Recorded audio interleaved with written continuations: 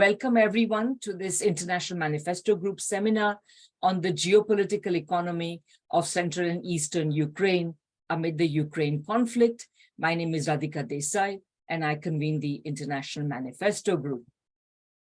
On the face of it, it would seem that the stance of countries of Eastern and Central Europe in the war over Ukraine is very simple.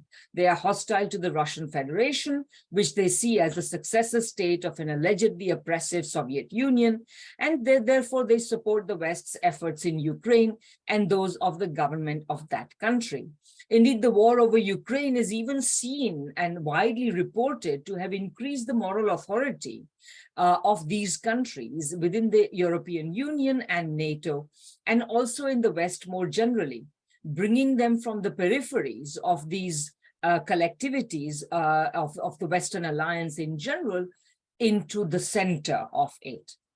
However, one has to only scratch the surface of this discourse, which emanates chiefly from the West, to see that matters are considerably more complex. At the international level, while undoubtedly the United States and the UK in particular wish to promote the idea of East European hostility to Russia and the idea that it has proved morally right, while the Franco-German wish to make terms with Russia has proved morally compromised. And this, of course, is very handy in terms of propaganda.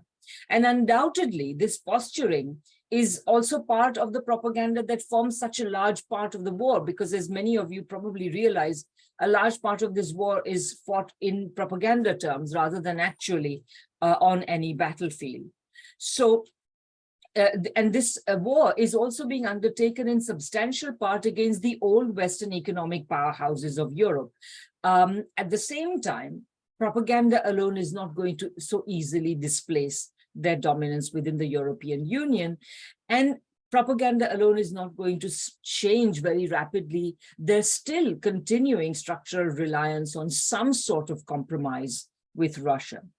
So the countries of Central and Eastern Europe have neither the demographic nor the economic weight to wield much influence in Europe, and nor, in fact, are they as united in their stance in the current war as they are often portrayed as being. While Poland, the Baltic republics, the Czech Republic, Sweden, Finland, etc., have generally been most unambiguously in favor of the US approach, the four other nations of the so-called Bucharest Nine, which came together in 2015 against an ostensible Russian threat, namely Hungary, Romania, Bulgaria, and Slovakia, support the war less fulsomely.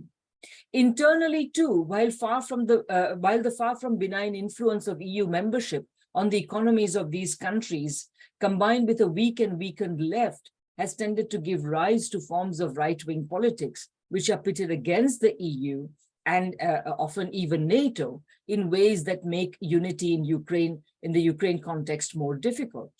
So at the popular level, there are a number of factors which also complicate this opposition to Russia. Despite decades of Western propaganda and many ambiguities about the communist period, in many countries, memories of liberation from fascism by the Soviet Union have not faded among substantial sections of the population, even in countries like Poland, whose population is reported to be solidly on Ukraine's side.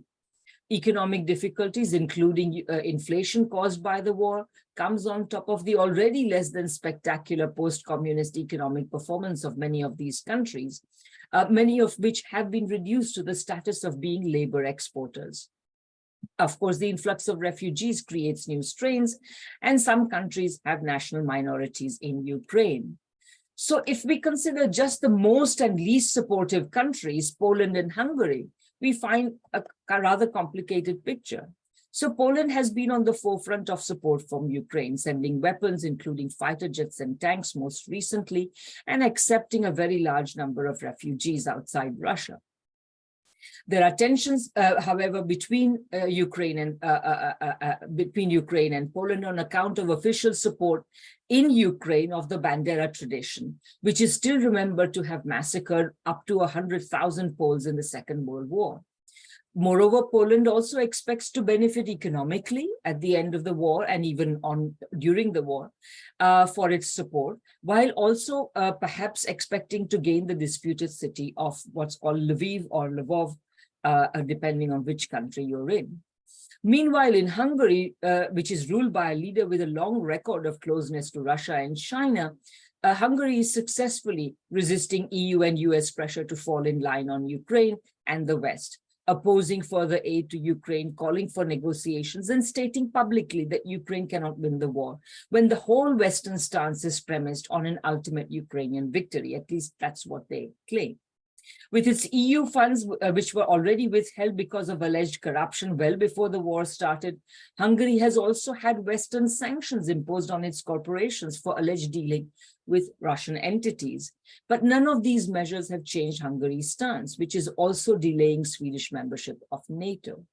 So in addition to the countries that are part of NATO and the EU, moreover, in this region, there are other countries, such as Serbia, for example, which find themselves also out of sync with the rest of Europe. So how are we to understand the positions in which these countries of Central and Western Europe find themselves, and the positions which they have taken in the context of the war? We have organized this webinar in the hope that our speakers, as a very distinguished set of speakers, will help us understand what's going on these questions and many others, which I'm sure I haven't even thought about. I'm Michael Hudson. I'm appearing here for the International Manifesto Group. If you like this video and ones like it, please subscribe. For more information, go to the address on the screen.